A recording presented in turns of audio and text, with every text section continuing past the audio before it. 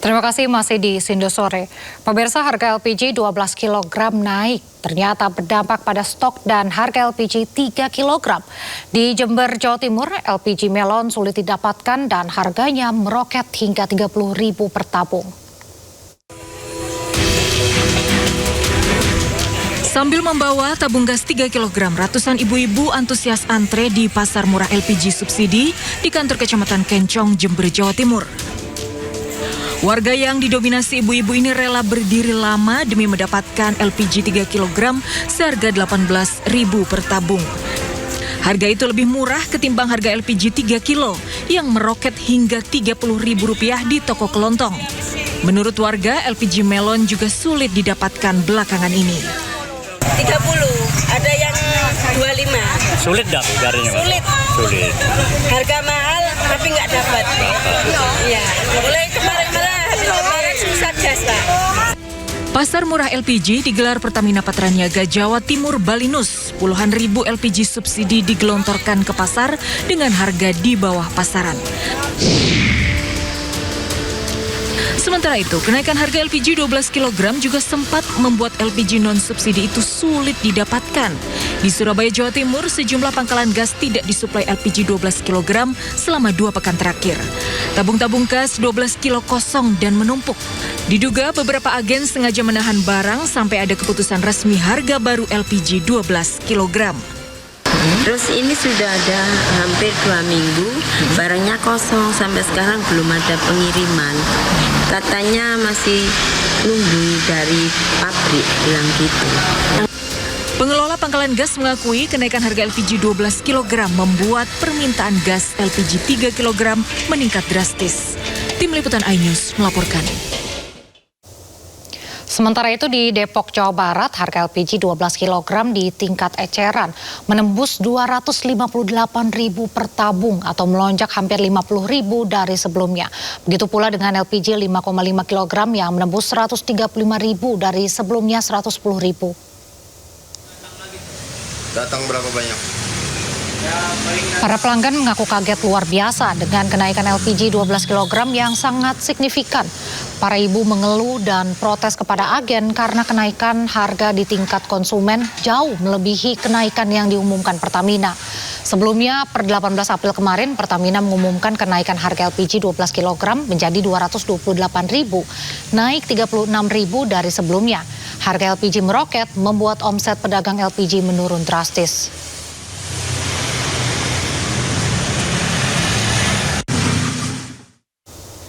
Kenaikan harga LPG non-subsidi dikeluhkan banyak masyarakat. Menurut pemerintah, kenaikan harga tersebut bukan tanpa alasan, melainkan mengikuti kenaikan harga pasar dunia.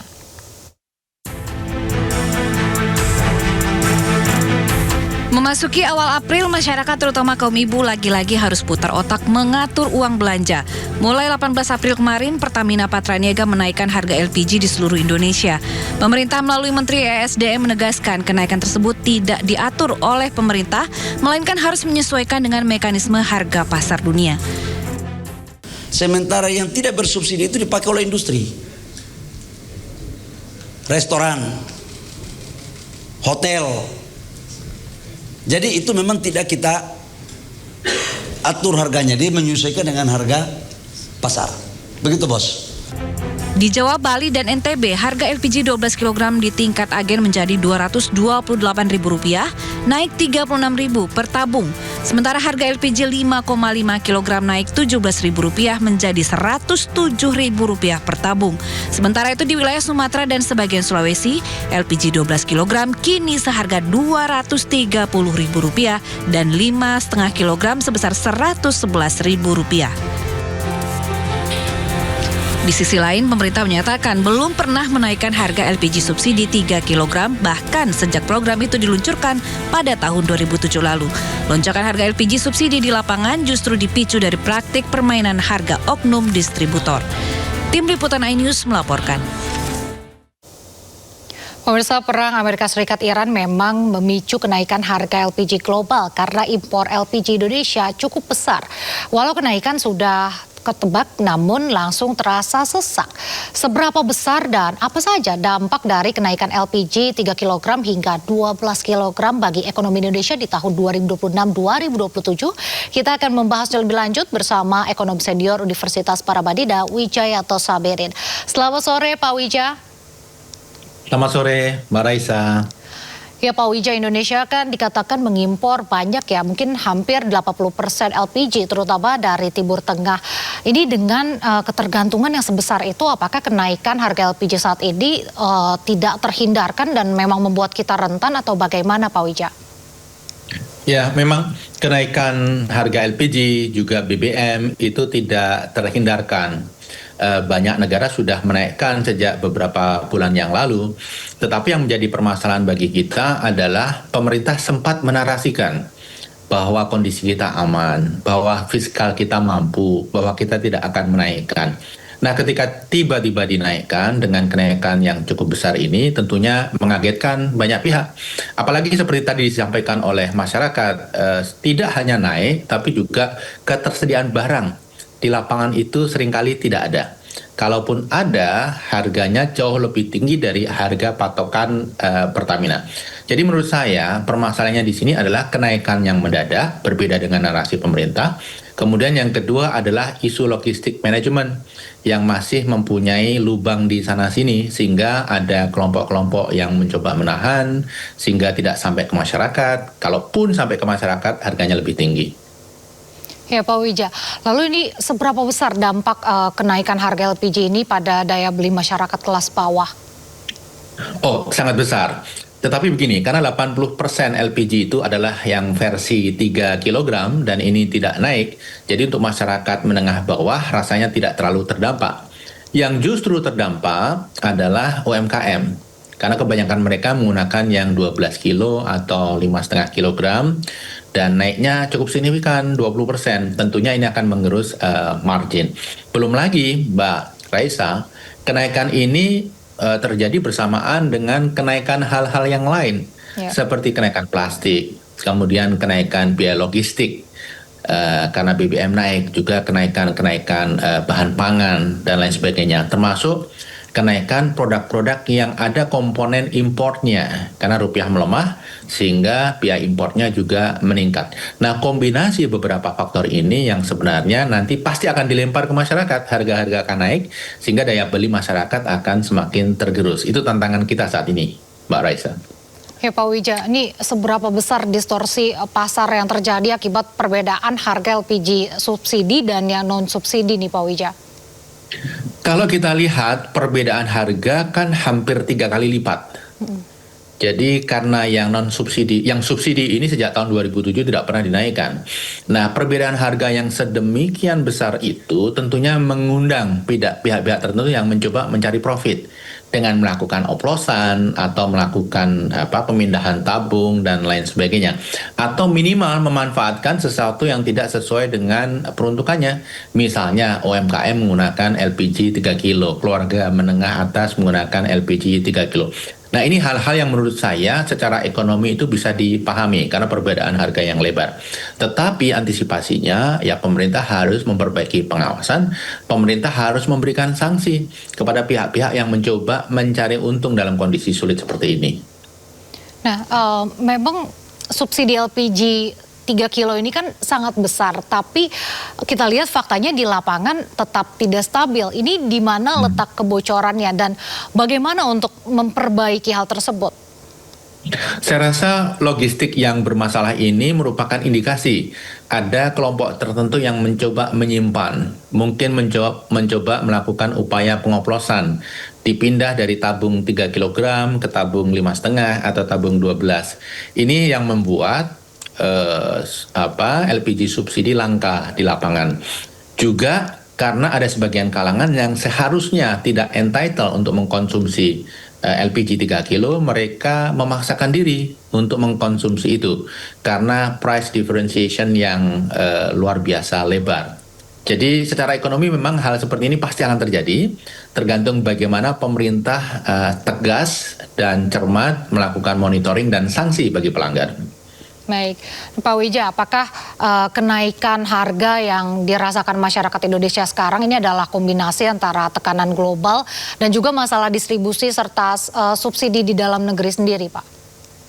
Saya rasa ini kombinasi antara permasalahan di dalam negeri dan juga isu global. Permasalahan di dalam negeri terutama terkait dengan inflasi yang relatif tinggi, itu sudah otomatis mengerus daya beli masyarakat. Kemudian kondisi fiskal pemerintah yang terbatas sehingga begitu banyak program sosial termasuk subsidi yang bakal dikurangi. Nah, ini diperburuk ketika terjadi konflik di Iran sehingga harga energi melejit. Nah, ini kombinasi 3 faktor itu membuat yang kita lihat saat ini tekanan harga terutama energi begitu tinggi. Dan ini dampak bagi inflasi dan daya beli pasti akan signifikan nantinya. Nah, apakah sistem subsidi saat ini justru memperburuk distribusi dan menciptakan peluang penyimpangan, Pak? Ya, saya melihat begini, subsidi itu boleh diberikan, tetapi harus rasional dan masyarakat harus diedukasi bahwa LPG itu sejak tahun 2007 tidak mengalami kenaikan dan sekarang masih tetap 7.000 per kilogram. Kemudian perbedaan dengan yang non subsidi sampai 3 kali lipat. Tentunya ini tidak mengedukasi. Saya rasa subsidi boleh diberikan tetapi rasional. Dan salah satu strategi yang benar adalah BBM subsidi ataupun LPG subsidi itu juga dinaikkan gradual gitu ya. Ini merupakan edukasi yang harus dijalankan bagi masyarakat dan bagi pemerintah sendiri. Ini tentunya akan mengurangi tekanan fiskal. Kadang-kadang begini, Mbak Raisa, secara politik ini nggak populer sehingga pemerintah coba menahan diri untuk menaikkan yang subsidi tersebut. Tetapi lebih buruk situasinya ketika tiba-tiba kemudian suatu saat harus menaikkan karena fiskalnya tidak memungkinkan. Ya, Pak Wija, apakah kebijakan energi kita ini terlalu berfokus pada ekspor LNG dibandingkan kebutuhan domestik kita atau bagaimana, Pak, sebenarnya? Ya, pemerintah mencoba menyiapkan energi murah bagi masyarakat, apakah itu LPG, kemudian kalau BBM ada Pertalite, ada biosolar. Tapi sebenarnya ini merupakan edukasi yang buruk bagi masyarakat untuk tidak menggunakan public transportation. Bagi masyarakat, bagi pemerintah sendiri tidak untuk kemudian mengembangkan renewable energy. Karena ada alternatif yang murah, renewable energy yang lebih mahal tentunya nggak populer. Padahal alternatif murah itu karena subsidi. Sehingga menurut saya kenaikan harga energi ini sebuah momentum bagi pemerintah untuk mengembangkan secara serius renewable energy ini. Karena secara fiskal ini pasti ada batasnya. Sehingga terus-menerus mempertahankan LPG di harga 7.000 per kilogram, kemudian Pertalite 10.000 per liter, biosolar 6.800 per liter, itu bukan sesuatu yang rasional dan realistis. Pak Wija, apakah diversifikasi impor energi misalnya ke Amerika dan Rusia dengan situasi sekarang ini bisa menjadi solusi untuk kita? Ya, kalau kita cermati data yang sesungguhnya, kira-kira 31% oil kita, minyak kita itu dari negara Teluk dan lewat Hormuz, 31%. Ini yang direct yang kita impor sebagai crude maupun yang indirect yang kita impor melalui negara ketiga dalam bentuk refined oil, tetapi minyak mentahnya dari Teluk, itu 31%. Kalau LPG situasinya lebih riskan lagi karena 40% dari negara Teluk, khususnya Uni Emirat dan Qatar. Jadi memang kita harus melakukan diversifikasi. Pertama, sumber energinya kalau bisa renewable dikembangkan. Yang kedua, kalaupun kita berbicara minyak dan LPG, importnya harus didiversify dari negara-negara lain, jangan terlalu fokus ke negara Teluk. Nah, tadi Mbak Raisa menyebutkan Rusia, menyebutkan Amerika, ini alternatif yang bagus. Walaupun kalau dari sisi logistik cost ini pasti akan lebih mahal karena biaya angkut tinggi akibat jarak. Dan kalau untuk Rusia, selain jarak juga ketersediaan kapal. Ketika terjadi shortage kapal, karena begitu banyak kapal yang tertahan di Hormuz, demand-nya tinggi, supply-nya terbatas, maka harga sewa kapalnya akan naik. Jadi faktor-faktor ini juga perlu dipertimbangkan, selain tentunya waktu tempuh yang jauh lebih lama.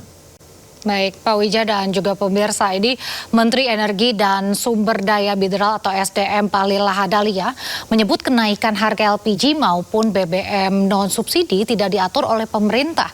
Meski demikian, Bahlil memastikan kenaikan tersebut hanya sementara mengingat tingginya harga di tingkat global. Nah, khusus untuk LPG yang disubsidi, stok kita di atas standar minimum nasional dan harganya tidak ada kenaikan, flat, sama dengan harga bensin RON 90 dan harga solar CN48. Nah, kenapa harganya naik? Saya katakan bahwa kita mengatur harga yang pemerintah bisa menjamin untuk harganya nggak naik itu adalah yang bersubsidi. Sementara yang tidak bersubsidi itu dipakai oleh industri, restoran, hotel. Jadi itu memang tidak kita atur harganya, dia menyesuaikan dengan harga pasar.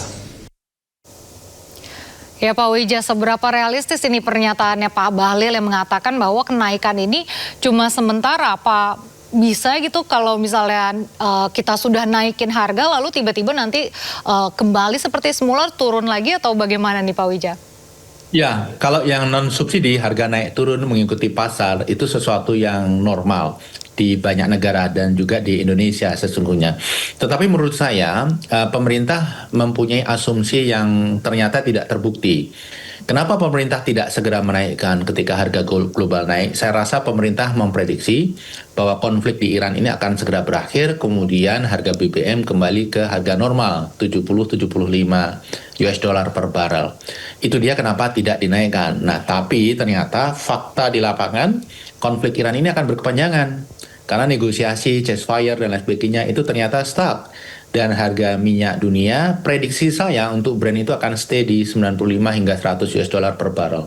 Sehingga situasi ini akan berjalan lama, sehingga sebaiknya pemerintah dari sisi fiskal bersiap untuk senario terburuk. Jangan bersiap atau berandai-andai ketika harga minyak akan kembali ke masa sebelum konflik Iran terjadi. Karena menurut saya itu suatu harapan yang sulit dan possibility untuk terwujud sangat kecil. Ya Pak Wija, kita kan memang belum tahu ya kapan perang ini akan berakhir dan mungkin jangka waktunya juga seperti yang Pak Wija bilang akan berlangsung lama. Namun misalnya pemerintah mengatakan dalam setahun ke depan, lalu harga sudah kembali seperti semula. Ini misalnya 70 per barrel. Ini apakah memang masih mungkin untuk kembali harganya ke seperti semula atau benar-benar Pak Bahlil ini hanya menenangkan masyarakat saja nih, ini hanya sementara saja atau bagaimana nih Pak Wija? Ya, ada unsur ingin menenangkan masyarakat, tapi kemudian yang kedua jangan sampai narasi itu kemudian menjadi narasi yang dipercaya oleh pemerintah bahwa itu akan terjadi.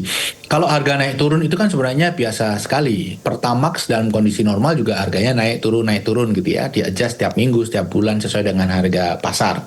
Tetapi yang membuat ini sedikit lain adalah karena narasi pemerintah.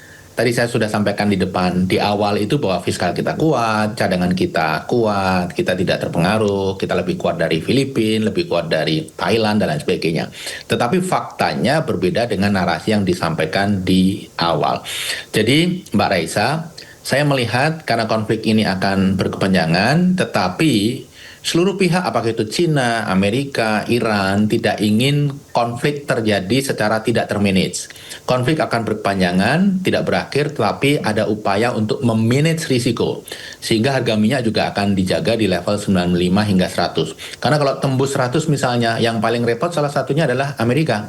Karena mereka tidak mengenal subsidi BBM, begitu harga minyak dunia naik, harga di level retail, di level masyarakat juga akan naik. Ini bisa mengundang keguncangan politik dan sosial di Amerika Serikat, sehingga pasti ini dijaga. Ya, Pak Wija dan juga pemirsa. Sementara itu, Bahlil Lahadalia juga mengatakan pihaknya terus berkomunikasi intens dengan Iran terkait kapal Pertamina yang tertahan di Selat Hormuz. Bahlil meminta doa agar semuanya berjalan dengan baik. Kita terus melakukan komunikasi intens dengan pihak dari Iran. kolaborasi SDM dengan Kemenlu itu juga kita lakukan terus. Doain ya, karena tidak semuanya harus kita sampaikan kepada publik. Ini bicara geopolitik dalam kondisi kayak begini, ya boleh kita terbuka, tapi jangan terlalu banyak terbuka lah, nanti malu juga kita ya. Operator kapalnya katanya ini orang India ya Pak? Saya tidak tahu ya, berarti saya harus jadi direktur operasional perusahaan itu, harus saya tahu. Mbak, kamu pikir Menteri SDM itu tahu semua? Ya Pak Wija, ini terkait kapal Pertamina yang masih tertahan di Selat Hormuz, itu perharinya kerugian yang ditanggung negara itu berapa Pak? Oh, luar biasa besar, karena kita dalam kondisi perlu sekali kapal dan sewa kapal itu sangat mahal. Belum lagi nilai BBM yang tertahan di sana, kalau tidak salah total sekitar 4 juta barrel kan, itu untuk kebutuhan sekitar 3 hari. Jadi luar biasa. Tapi saya ingin memberikan komentar tentang statement Pak Bahlil ya. Salah satu hal yang membuat kita sulit untuk diterima oleh pihak Iran adalah karena kita secara konsisten menyampaikan pesan yang inkonsisten kepada Iran. Jadi kita melobi, ingin dibantu, tetapi posisi kita selalu berpihak kepada Amerika, selalu berpihak kepada Israel. BOP dan beberapa narasi akhir-akhir ini saya rasa menggambarkan itu. Belum lagi, kita kan sebenarnya juga menahan kapal tanker milik Iran karena melakukan kesalahan, dan ternyata kapal tanker itu bukannya kita kembalikan, tapi kemudian dilelang dengan nilai lelang sekitar 1, sekian triliun, nilai yang menurut saya tidak seberapa. Tetapi dari sisi hubungan diplomatik Indonesia-Iran, persahabatan Indonesia-Iran ini sangat mencederai. Jadi lobby kita sulit untuk berhasil karena kita konsisten mengirim pesan yang tidak konsisten. Berarti kira-kira langkah apa yang masih bisa dilakukan Indonesia nih untuk melobi Iran ke depannya? Apakah harus ada kejelasan sikap atau bagaimana nih Pak? Ya, memang Pak Bahlil tidak ingin terbuka siapa yang melakukan lobby ke pemerintah Iran gitu ya.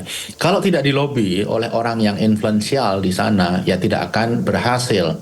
Kita harus mencari sosok di Indonesia yang bisa masuk ke Iran itu siapa. Ada beberapa nama yang sebenarnya potensial. Apakah Alwi Shihab, kemudian apakah Yusuf Kala. Saya rasa non-actor seperti ini justru lebih fleksibel untuk melakukan lobby dan pendekatan asal diberikan mandat. Dan saya rasa pemerintah sudah selayaknya mencoba berbagai hal. Kalau diplomasi itu diplomasi formal lewat Kementerian Luar Negeri, barangkali justru lebih sulit. Karena ada begitu kaedah-kaedah yang harus diikuti, tidak se-fleksibel kalau ini non-state actors. Itu pandangan saya, Mbak Raisa. Pak Wija, katakanlah ketegangan ini masih terus berlanjut dan kita tidak tahu kapan akan berakhir. Apa ada alternatif lain untuk jalur pasokan energi kita, Pak? Saya rasa kalau kita berbicara oil, itu pasti ada alternatif. Jadi selama ini yang menjadi supplier alternatif bagi kita kan Nigeria, kemudian Angola, kemudian Rusia, kemudian Amerika. Nah, saya rasa kita perlu memperbaiki komunikasi dengan mereka supaya kita betul-betul bisa segera merealisasikan supply dari mereka juga. Memang kalau Rusia mengatakan ya karena ini situasinya sedang naik harganya, ya harganya harga komersial, fine, nggak masalah. Cuman yang paling sulit sebenarnya adalah ketersediaan tankernya. Ini kita perlu lobby luar biasa. Kalau LPG lebih banyak lagi supplier yang available selain Qatar dan Uni Emirat. Oke, nah tapi kan memang ketergantungan impor LPG kita ini kan sangat besar ya Pak. Nah, apakah ketergantungan impor LPG ini bisa dikatakan bom waktu bagi ekonomi Indonesia? Ya, memang kita harus melakukan diversifikasi sumber energi terkait BBM, kemudian terkait LPG. Sebenarnya salah satu strategi yang bisa dilakukan pemerintah adalah konversi ke listrik. Kemudian sumber listrik itu menggunakan sumber-sumber yang kita punya banyak sekali. Apakah batu bara, kemudian renewable energy, solar, geothermal, dan lain sebagainya. Jadi salah satu keharusan yang harus kita lakukan adalah transisi energi. Kita kembangkan energi-energi di mana kita punya cadangan, energi-energi di mana itu juga renewable. Jadi apakah CPO, solar, kemudian hydro, kemudian geothermal, coal, itu kita bisa memenuhi. Kemudian yang tidak kalah penting adalah ya konversi ke public transportation. Kemudian kalau bisa ya konversi ke EV, electric vehicle. Kalau untuk LPG ya konversi ke kompor induksi. Beberapa negara seperti Singapura, Malaysia itu kompor induksi sudah sangat populer. Jadi mereka menggunakan listrik untuk memasak. Saya rasa next step-nya adalah kita migrasi dari LPG ke kompor induksi. Baik, terima kasih Pak Wijayanto Saberin atas waktunya dan terima kasih juga telah berbagi bersama kami di Sindo Sore. Salam sehat selalu Pak. Terima kasih Mbak Raisa, salam sehat. Pemirsa, Barreskrim Polri berhasil mengungkap tindak pidana penyalahgunaan BBM dan gas LPG bersubsidi di 223 titik lokasi se-Indonesia. Melalui pengungkapan ini, Barreskrim Polri menaksir kerugian negara sebesar 243 miliar rupiah. Wakil Barreskrim Polri Irjen Pol Nudung Syaifuddin mengungkapkan pengungkapan sejak 7 hingga 20 April lalu mencatat ada 223 laporan polisi dengan total tersangka diamankan sebanyak 330 orang. Dari tersangka yang berhasil ditangkap, barang bukti yang diamankan yaitu 403.000 liter solar, 58.656 liter BBM jenis Pertalite, 13.346 tabung gas LPG, serta 161 kendaraan roda 4 dan roda 2. Apabila dalam proses penanganan tindak pidana ini ditemukan indikasi dugaan keterlibatan aparatur sipil negara sebagaimana diatur di dalam Undang-Undang Tipikor, perkara ini akan kita limpahkan. Usai kapal Iran ditembak Amerika Serikat, kini dikabarkan Iran mulai membalas serangan ke kapal-kapal Amerika Serikat. Informasinya usai jeda, tetap di Sido Sore.